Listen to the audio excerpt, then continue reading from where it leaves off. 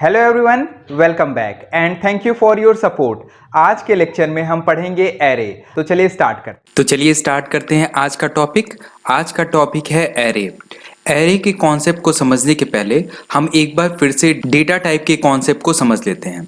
हमारा data type जो होता था वो डेटा के टाइप को बताने के लिए यूज होता था। हमारा डेटा टाइप दो टाइप का होता है। First one is the system defined data type and second one is the user defined data type. In system defined data type, data are already defined in C compiler. For example, integer, float and character. In user defined data type, user can create its own data type using system defined data type. It means हम system defined data type का use करके user defined data type को हम बनाएंगे। तो यहाँ पे array जो है हमारा वो एक user defined data type होता है और यहाँ पे हम अब array create करेंगे using system defined data type। तो सबसे पहले इसका हम definition देख लेते हैं। An array is a collection of similar data elements or data type and data are integer, float and character. It means array जो होता है वो हमारा कलेक्शन होता है similar data type या data element का, और उसके जो data elements होते हैं वो हमारे integer, float, character हो सकते हैं। हमारे जो data स्टोर होते हैं array के अंदर वो हमारे contemporaneous memory locations पे स्टोर होते हैं। array हमारा एक user defined data type या फिर derived data type है। नेक्स्ट अब हम ये देख लेते हैं कि हमारा array का जरूरत क्यों पड़ा। हमारा जब system defined data type already था तो वाई वी यूज एरे या why we use user defined data type. तो सपोज करिए अगर हमको 60 स्टूडेंट्स का मार्क्स स्टोर कराना है, देन उसके लिए हमको 60 वेरिएबल लेना पड़ेगा एंड देन उसको स्टोर कराना पड़ेगा। तो यहाँ पे हमको अगर सपोज करिए मार्क्स को हमने इंटीजर टाइप का लिया है तो इंटीजर टाइप के हमको 60 वेरिएबल की जरूरत पड़ेगी। लेकिन अगर हम यहाँ पे एरे का यूज करते हैं तो हमारे सारे जितने भी हमारे स्टूडेंट्स के मार्क्स हैं वो सिमिलर टाइप के हैं, इंटीजर टाइप के हैं, तो इसको हम एरे के थ्रू एक सिंगल वेरिएबल में क्रिएट कर सकते हैं। तो इसलिए हम यहाँ पे इसका एरे का यूज कर रहे हैं। एक चीज हमेशा ध्यान रखेंगे कि एरे जो होता है वो हमारा कंटिन्यूअस मेमोरी लोकेशंस पे स्टोर होता है। कंटिन्यूअस मीन्स कॉन्टिन्यूअस, एक के बाद एक सिक्वेंशियल मैनर में हमारा डेटा स्टोर होता है।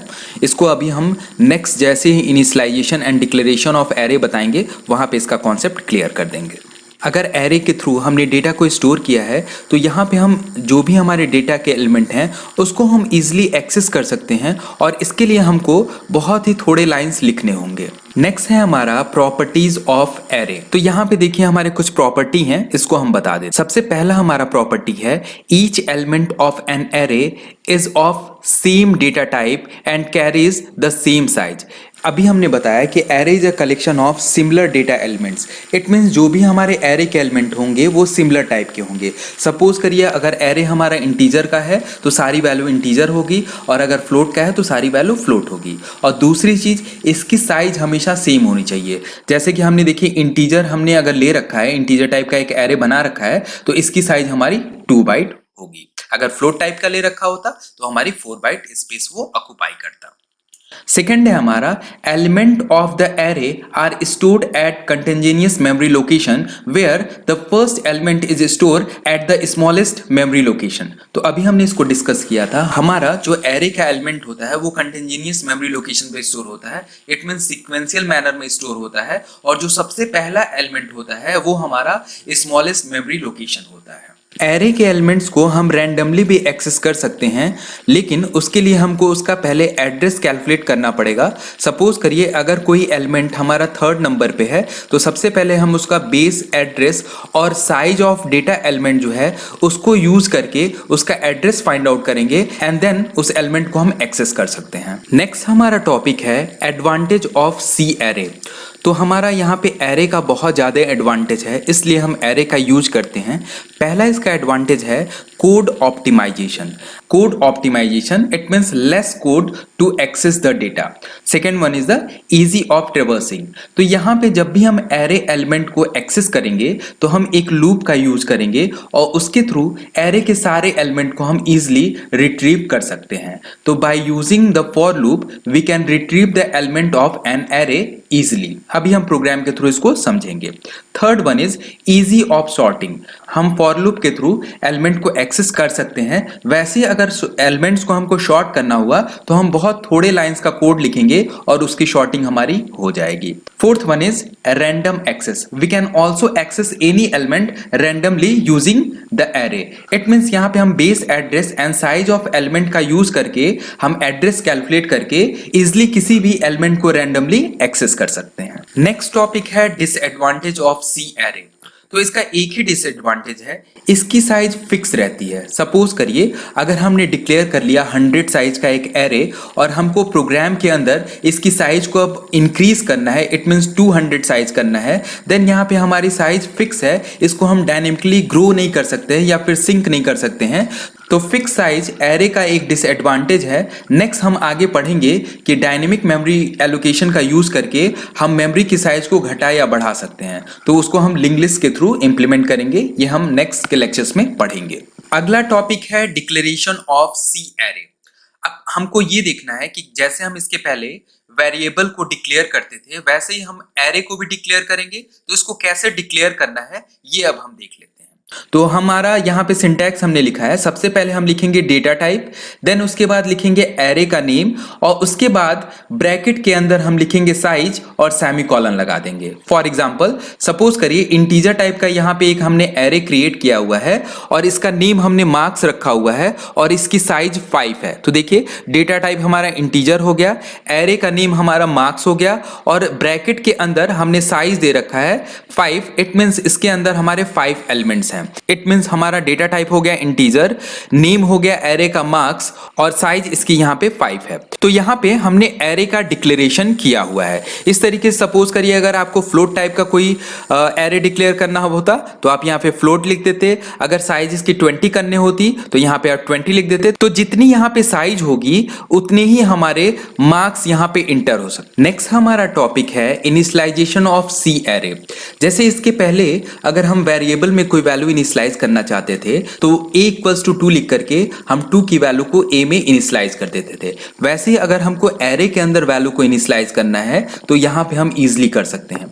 लेकिन यहाँ पे अगर एरे का नेम a है और उसकी साइज 5 है तो यहाँ पे 5 एलिमेंट हमारे एरे के अंदर स्टोर होंगे। तो इसका जब इनिशियलाइजेशन हम करेंगे तो हम यहाँ पे इंडेक्स का यूज करेंगे, उसको हम समझ लेते हैं। The simplest way to initialise an array is by using the index of each element. We can initialize each element of the array by using index. तो चलिए अब इसको हम एक एग्जाम्पल के थ्रू समझ लेते हैं। यहाँ पे देखिए इंटीजर टाइप का एक एरे हमने ले रखा है मार्क्स और इसकी साइज को हमने यहाँ पे 5 लिख रखा है। यहाँ पे हमने इंडेक्स इसका बनाया है और वैल्यू को स्टोर किया है। तो देखिए सबसे पहले यहाँ पे जो स्टार्ट होगा हमारा जो बेस एड्रेस होता है वो हमारा 0 होता है। तो मार्क्स 0 पे पहली वैल्यू स्टोर होगी। इस तरीके से marks 1, marks 2, marks 3, marks 4 location पे हमारे नेक्स्ट वैल्यू स्टोर होते जाएंगे। तो यहाँ पे देखिए मार्क्स 0 जो है यहाँ पे हमारी 80 वैल्यू स्टोर है। तो ये हमारा इनिशियलाइजेशन ऑफ एरे किया गया है। इसी तरीके से थर्ड पोजीशन पे 70, फोर्थ पोजीशन पे 85 एंड फिफ्थ पोजीशन पे हमने 75 स्टोर किया है। देखिए ये हमारे 1, 2, 3, 4, 5 ये हमारे पोजीशन है और यहाँ पे हमने बेस एड्रेस 0 से स्टार्ट किया है। तो ये लूप हमारा 0 से लेके 0, 1, 2, 3, 4 हमारा चला हुआ है। तो ये हमारा फर्स्ट एलिमेंट है, ये सेकेंड, ये थर्ड, ये फोर्थ और ये फिफ्थ है। इसको अगर हम डेटा स्ट्रक्चर के फॉर्म में देखें तो देखिए ये हमारा इंडेक्स है marks 0, marks 1, marks 2, marks 3, marks 4 और उसके बाद हमने देखिए पहले पोजीशन पे 80 वैल्यू स्टोर करा है, दूसरे पे 60, तीसरे पे 70, फोर्थ पे 85 एंड फिफ्थ पे 75। तो ये हमने इंडेक्स बना करके वैल्यू को स्टोर करा है। तो देखिए यहाँ पे जो हमारा वैल्यू स्टोर है वो हमारा कंटिन्यूअस मैनर में है, इट मींस सीक्वेंशियल मैनर में 80, 60, 70, 85, 75 एक के बाद एक हमारा स्टोर है। तो सपोज करिए अगर रैंडमली हमको फोर्थ पोजीशन की वैल्यू को एक्सेस करना है, देन हम मार्क्स 3 को यहाँ पे एक्सेस करेंगे तो हमको ये फोर्थ पोजीशन वाली वैल्यू हमारी मिल जाएगी। तो इस तरीके से हम वैल्यू को इनिशियलाइज करते हैं एरे के अंदर। नेक्स्ट चलिए एक प्रोग्राम देख लेते हैं। इसके अंदर हमने 5 मार्क्स की वैल्यू को इनिशियलाइज किया है एक एरे के अंदर और फिर उसको प्रिंट कराया है। तो देखिए यहाँ पे इंटीजर टाइप का एक वेरिएबल आई हमने ले रखा है, इसकी वैल्यू को 0 इनिशियलाइज कर रखा है और उसके बाद इंटीजर टाइप का एक एरे क्रिएट किया है मार्क्स नाम का और इसकी साइज है हमारी 5। तो यहाँ पे हमने डिक्लेरेशन ऑफ एरे कर दिया है। फिर इसके बाद देखिए हमने इनिशियलाइजेशन किया है, मार्क्स 1 वाले पोजीशन पे 60, मार्क्स 2 वाले पोजीशन पे 70, मार्क्स 3 वाले पोजीशन पे 85 एंड मार्क्स 4 वाले पोजीशन पे 75। उसके बाद हमने एक फॉर लूप चलाया है और ये लूप हमारा 0 से लेकर के i लेस देन 5 तक हमारा चल रहा है, क्योंकि देखिए ये लूप हमने 0 1 2 3 4 चलाया है, इट मींस 5 टाइम चलाया है, इसलिए हमने यहाँ पे i लेस देन 5 लिखा है। तो सबसे पहले i की वैल्यू हमारी 0 आएगी, तो जब ये प्रिंट करेगा तो यहाँ पे देखिए हमने लिखा है मार्क्स i, तो i की वैल्यू हमारी 0 आ जाएगी और यहाँ पे मार्क्स 0 वाली वैल्यू हमारी कॉल होगी। तो यहाँ पे हमारा इंडेक्स देखिए मार्क्स 0 और इस पोजीशन वैल्यू हमारी 80 स्टोर है, तो यहाँ पे ये 80 हमारा प्रिंट कर देगा। देन इसके बाद i की वैल्यू 1 आएगी, तो 1 वाले पोजीशन पे 60 है तो 60 प्रिंट कर देगा। इस तरीके से ये लूप 0 से 4 तक चलेगा और ऑल 5 वैल्यू हमारी प्रिंट होकर के आ जाएगी। जैसे ही ये लूप हमारा टर्मिनेट होगा, हमारा गेट ch स्टेटमेंट एग्जीक्यूट होगा और ये हमारा प्रोग्राम क्लोज हो जाएगा। यहाँ पे देखिए जो हमने ग्रीन कलर से डबल स्लैश के बाद लिखा है, ये सारे हमारे कमेंट्स हैं, ये हमने यूजर फ्रेंडली प्रोग्राम को बनाने के लिए लिखा हुआ है, ये कोड हमारे एग्जीक्यूट नहीं होंगे। तो जब इस प्रोग्राम को हम रन कराएंगे तो हमारा आउटपुट आ जाएगा 80 60 70 85 एंड 75। नेक्स्ट हमारा टॉपिक है सी एरे डिक्लेरेशन विथ इनिशियलाइजेशन। अब हम क्या करेंगे, जहां पे एरे को हम डिक्लेयर कर रहे हैं वहीं पे वैल्यू को हम इनिशियलाइज कर देंगे। तो यहाँ पे देखिए डिक्लेरेशन के समय ही वैल्यू को हमने यहाँ पे इनिशियलाइज कर रखा है। तो यहाँ पे हमने वैल्यू को अगर इनिशियलाइज पहले ही कर दिया है तो यहाँ पे साइज हमारा मैटर नहीं करता है। अगर हमने साइज यहाँ पे नहीं लिखा हुआ है तो ये नंबर ऑफ एलिमेंट्स के अकॉर्डिंगली इसकी साइज को कैलकुलेट कर लेगा। फॉर एग्जांपल यहाँ पे देखिए हमने लिखा है इंटीजर मार्क्स और यहाँ पे साइज को हमने ब्लैंक छोड़ रखा है और 5 वैल्यू यहाँ पे हमने इनिशियलाइज कर रखा है। तो कंपाइलर इसके अकॉर्डिंगली इसकी वैल्यू को 5 हमारा एज्यूम कर लेगा। तो एरे की वैल्यू को जब भी हम इनिशियलाइज करते हैं तो यहाँ पे सपोज करिए अगर हमको 5 वैल्यू को यहाँ पे हमको इनिशियलाइज करना था तो कर्ली ब्रैकेट के अंदर हम 5 वैल्यू को यहाँ पे लिख देंगे। तो ये हमारा अब मार्क्स 0 पोजीशन से स्टार्ट करेगा, पहली वैल्यू फिल्ड करेगा, फिर दूसरी तीसरी चौथी, इस तरीके से सो ऑन हमारी वैल्यू को फिल्ड कर देगा। अगर यहाँ पे हमने साइज नहीं लिखा हुआ है देन इस वाले वैल्यू को ये मार्क्स 0 पोजीशन पे रखेगा, इसको 2 पोजीशन पे रखेगा एंड सो ऑन करके हमारा ये स्टोर कर देगा। तो जब भी हम वैल्यू को इनिशियलाइज करते हैं तो कर्ली ब्रैकेट के अंदर कॉमा से सेपरेट करके वैल्यू को लिखते हैं और लास्ट में सेमीकोलन लगा देते हैं। अब इसका एक हम प्रोग्राम देख लेते हैं। Write a C program to declare and initialize the array in C. तो सबसे पहले हमने मेन फंक्शन लिख लिया है, यहाँ पे हमने इंटीजर टाइप का एक वेरिएबल आई ले रखा है, इसको हमने लूप के लिए ले रखा है। उसके बाद हमने इंटीजर टाइप का एक एरे क्रिएट किया है मार्क्स और इसकी साइज 5 है और वैल्यू को यहीं पे हमने इनिशियलाइज कर दिया है कर्ली ब्रैकेट के अंदर कॉमा के थ्रू सेपरेट करके। उसके बाद हमने एक फॉर लूप चलाया है, ये लूप हमारा 0 से लेकर के i लेस देन 5 तक चल रहा है और इसके अंदर हमने मार्क्स i की वैल्यू को प्रिंट कराया है। तो i की सबसे पहले 0 वैल्यू आएगी, तो ये हमारा मार्क्स 0 पोजीशन जो होगा पहला पोजीशन होगा तो ये 20 प्रिंट करा देगा एंड ऐसे ही हमारा ये लूप 0 से लेकर 4 तक चलेगा और ऑल 5 वैल्यू हमारी प्रिंट होकर के आ जाएगी। देखिए यहाँ पे हमने /n लगा रखा है, इट मींस हमारा लाइन चेंज होता रहेगा जैसे हमारी 1 वैल्यू प्रिंट करेगी। उसके बाद जैसे ये लूप टर्मिनेट होगा हमारा ये गेट ch स्टेटमेंट एग्जीक्यूट होगा और हमारा आउटपुट प्रिंट होकर के आ जाएगा। तो जैसे इस प्रोग्राम को हम रन कराएंगे हमारा आउटपुट आ जाएगा 20 30 40 50 एंड 60। तो आज के लिए इतना ही। नेक्स्ट लेक्चर में हम एरे को कंटिन्यू करेंगे और कुछ और प्रोग्राम और टॉपिक इसके हम पढ़ेंगे।